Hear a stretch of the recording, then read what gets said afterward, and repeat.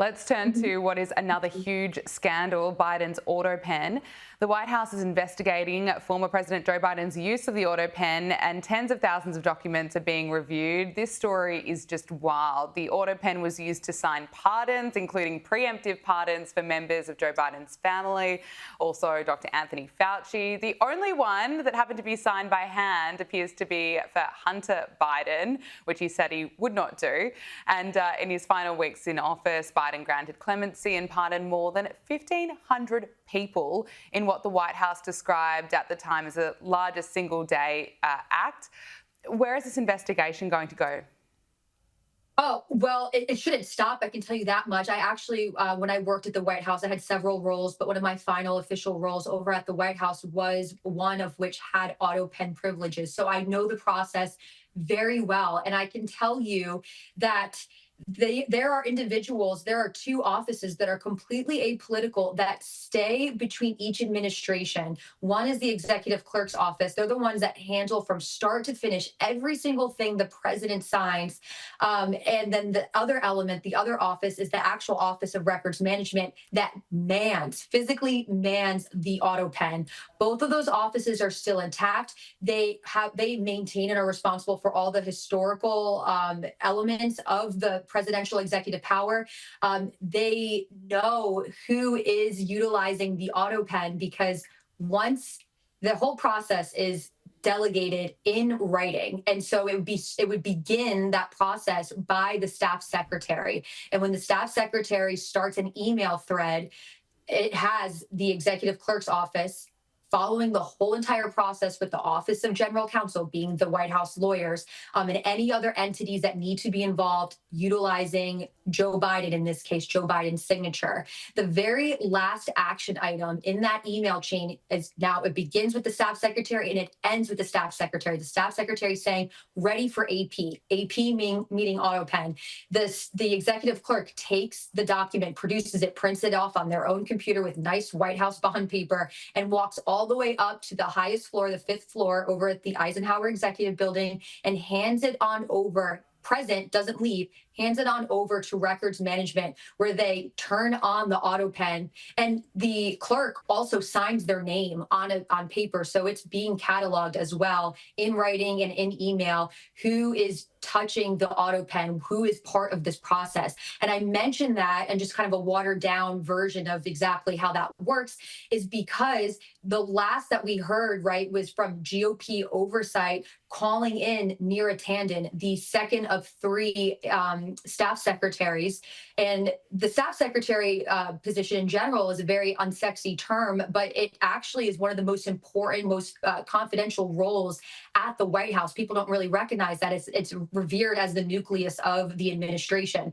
And so Neera Tanden being in that position, and then the third person being Stephanie Feldman, who took over for her, Neera Tanden was brought in by GOP oversight recently and said, point blank period, under oath, perjuring herself, saying, I don't know who authorized me to authorize on Biden's behalf the auto pen. Then all of a sudden this New York Times article comes out and Joe Biden says, it was me, and it was my chief of staff.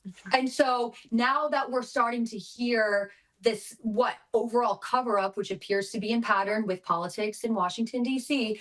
But now you have all three of these people, Biden himself, him saying his chief of staff was also involved in these pardons, that being Jeff Zients. And then again, as I mentioned, the staff secretary is all very guilty in this. And I point that out because you say, what's left of this? Well, for the auto pen, in the Constitution, Section 2, Article 2, Section 2, it says that pardons and clemencies are non-delegable. So that means that power is not being transferred to any individual. For Joe Biden to say, and in this New York Times article, he thinks he's doing a good thing, covering his bases, saying, I approved these things. But he also said that he was delegating Jeff Zients, the chief of staff, to then put that pressure on to the staff secretaries, and then by default, those two offices that I say maintain that process of actually executing the auto pen. So this is a huge mess. Not to mention, as I said earlier, that this is all cataloged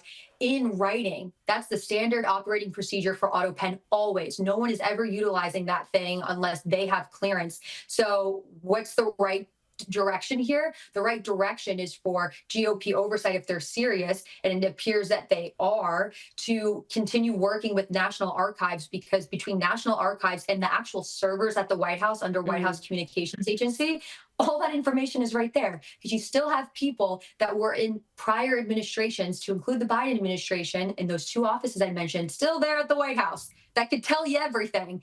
And if they don't tell you everything, it's all in the email. And if it's not in the email, that in and of itself is guilt by omission, because it needs to be cataloged when the auto pen is utilized in place of a sitting president exercising a physical signature.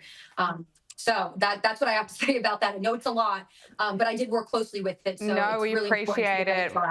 It just shows it's absolutely unbelievable. I do want to talk to you about Hunter Biden, because he has spoken out, weighing in on why the Democrats lost the election, and he says it's because of the Democrats' disloyalty to his father. He went on Jamie Harrison's podcast and said, "We lost the last election because we did not remain loyal to the leader of the party." And he went on to say that we had the advantage of an incredibly successful administration and the Democratic Party literally melted down. Wow, that is what Hunter Biden had to say. So nothing to do with the cover-up of Biden's decline, the open borders, the gaslighting from the Democrats, or even the scandal about Hunter Biden himself and the Hunter Biden laptop and the evidence of influence peddling. I mean, Gabrielle, what do you make of what Hunter Biden's had to say? I'm trying very hard not to laugh, because it's not a funny matter, but it kind of is, in the sense of, I mean, just based off the things that you listed out, it's like, can you be more tone deaf? But there is a silver lining here. I never thought that I'd be like, thank you, Hunter Biden. But Hunter Biden saying all of that just proved, not that we needed any more proof of what exactly happened with the Democrats in the last election, where they stole the votes of their own delegates and their own constituents and just installed Kamala Harris. But he just said exactly what we all were thinking. The Democrats turned on Joe Biden and kicked him out so he couldn't run for president again. Yeah, do I think it's crazy he thought that Joe Biden would do great continuing on yet again? That's insane. But what's more insane is that he has no issue in the name of defending his father, saying, yes, the deep state is real here, and they kicked out my dad, and boy, I wish they didn't, because he would have done a great job. All of that is I can't even wrap my head around it. I truly cannot.